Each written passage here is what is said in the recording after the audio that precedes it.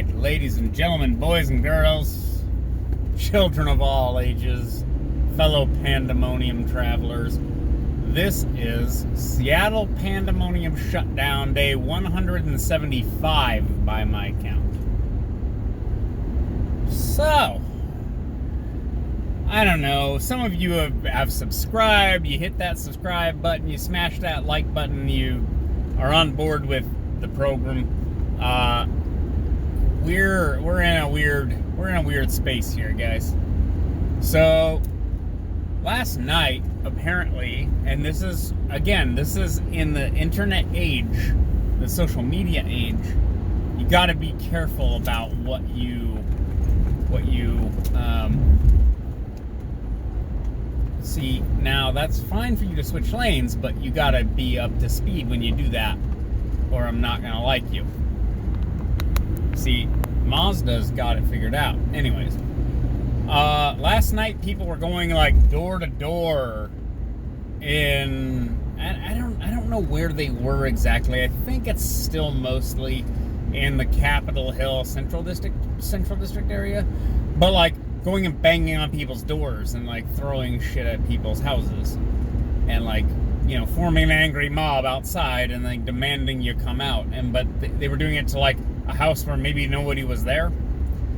And this is one of those things that I'm just gonna go ahead and say, yeah, you guys should not do that, because someone's gonna come out. You're gonna go bang on the door of some vet with PTSD, and he's gonna come out with a shotgun and just start blasting, and people are gonna get hurt, and then you're gonna act surprised that someone didn't like that you were harassing them in their house. That's just like one scenario that could probably happen. Just saying.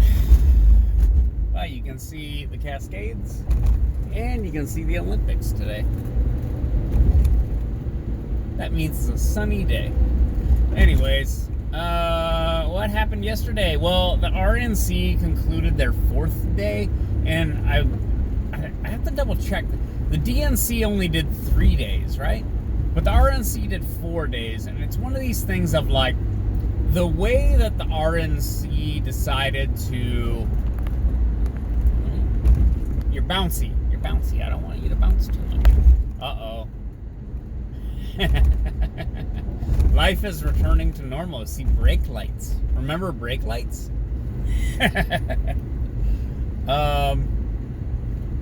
The RNC basically managed to produce a really great infomercial for not just the Trump administration, but the 4 years of the administration, but also like the what the fuck is going on. And I definitely live in this space. This is what I do, is I watch what's going on, and I try to be somewhat recursive as to what it is that's happening, right? Like, I'm aware that stuff happens, I try to fit it in a certain context, and then I try to re-articulate it to you, my humble, relentless viewers.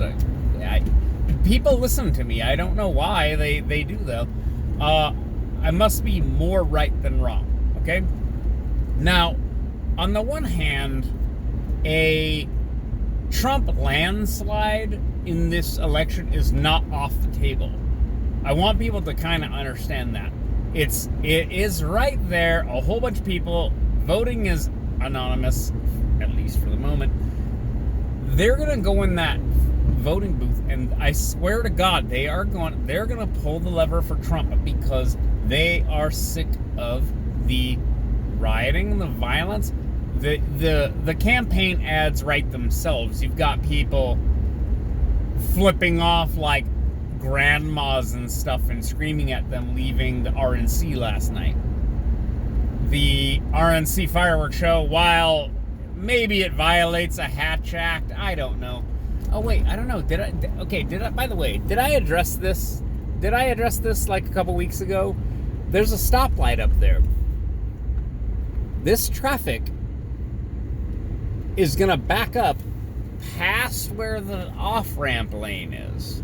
And then it's going to start to block Aurora Avenue, 99 South. You see the tunnel? See the tunnel over there?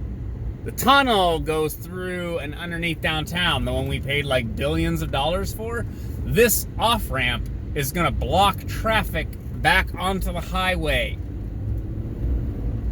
See, this is why I want to be mayor and don't want to be mayor. Because if I was mayor, I would be like, hey, let's fix this. And then if I figure out a way to fix this, it would cost a whole shit ton of money.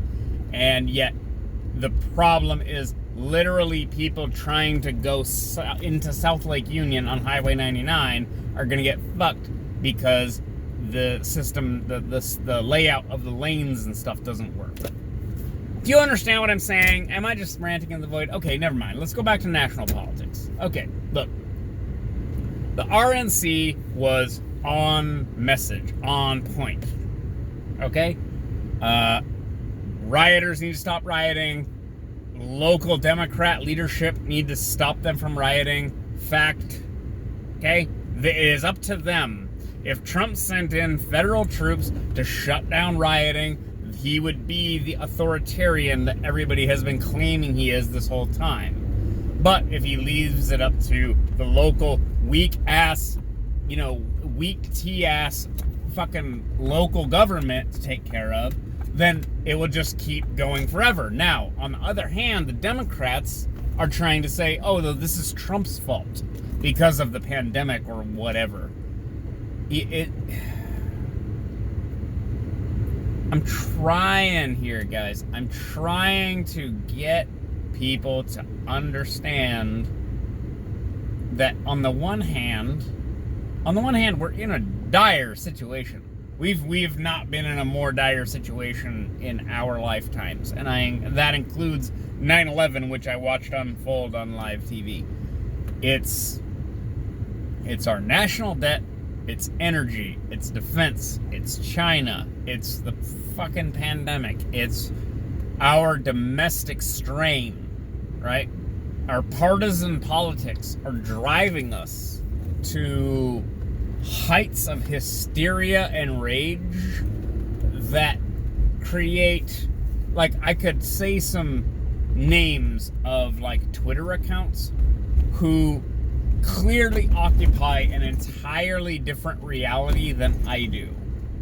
Now, the issue is always, do they have a point of some kind, right? Saying, oh yeah, Trump's administration has these issues, that's one thing. But basically saying the Republicans are evil and every single thing they do is attempting to undermine my life, leads people down this partisan rabbit hole of constantly explaining away anything that happens as partisan fuckery. I mean, it's basically explaining everything away as always a power move. It's always manipulation. And this is the gray area, because I've said this. If we're talking about control politically, right, over the largest, all you people are in my way, over the largest government basically ever, maybe the CCP's government is bigger, one of the largest governments ever, the largest military apparatus in the history of the world, the largest nuclear stockpile. I believe we still have the largest nuclear stockpile. The largest economic sort of impact as anywhere else, as any time in history. We're talking about control over that. So what is not on the table? Like, think about that for a second. What isn't on the table? Like, what would you not do in order to seize control over the one ring of power, right? And then you look around and you watch people trying to do it. Now, the last night of the RNC, wonderful fireworks show. Trump and his kids giving the speech in front of the White House. Could violate the Hatch Act. I don't know. I don't really care. The point is, it was brilliant propaganda.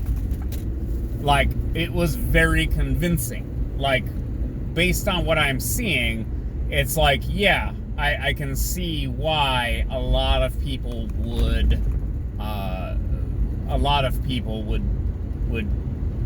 change, well, maybe change their mind.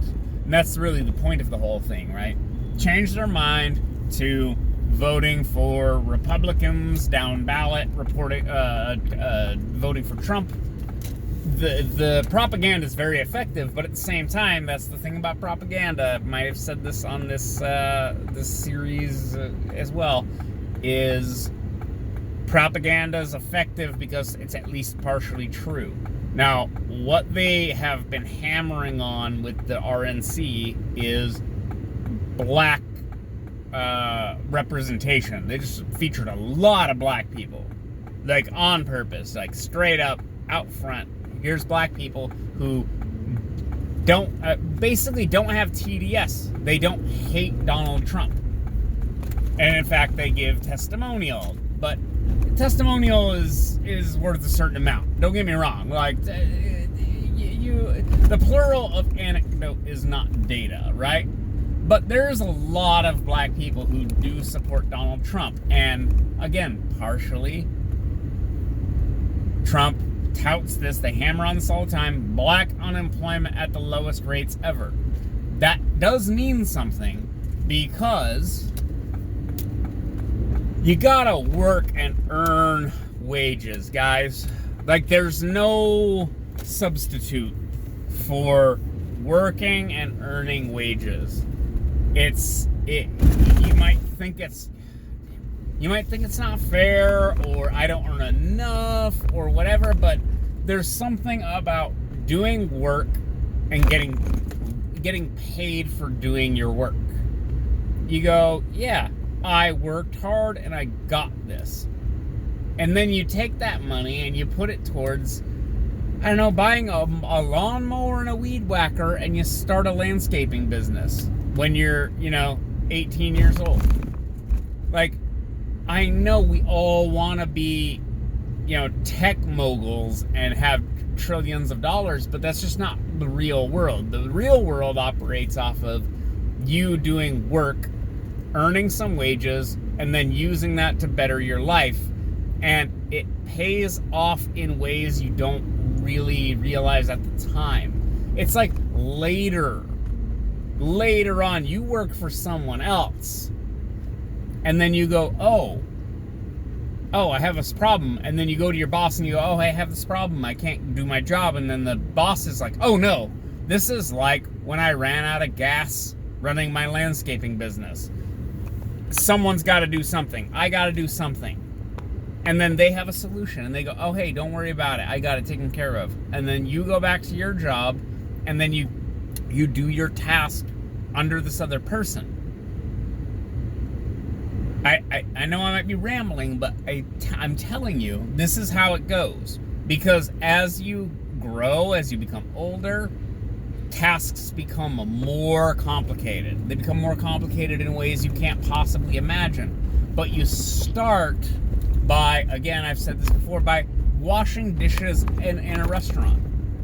You are doing one task, all these other people are doing all these other tasks, and your task is the grossest, kind of simplest task. You're not allowed to do other things. You're not allowed to pan-sear a steak because you don't know how to do it. But you grow. You take on more responsibility over time. Okay? And this is, again, I used to have dreadlocks, okay? I was a fucking white guy with dreads. I understand me saying, hey, work hard and keep at it and everything will work out. I know that's not true. I tried real hard and tried to keep at it, and it didn't work out.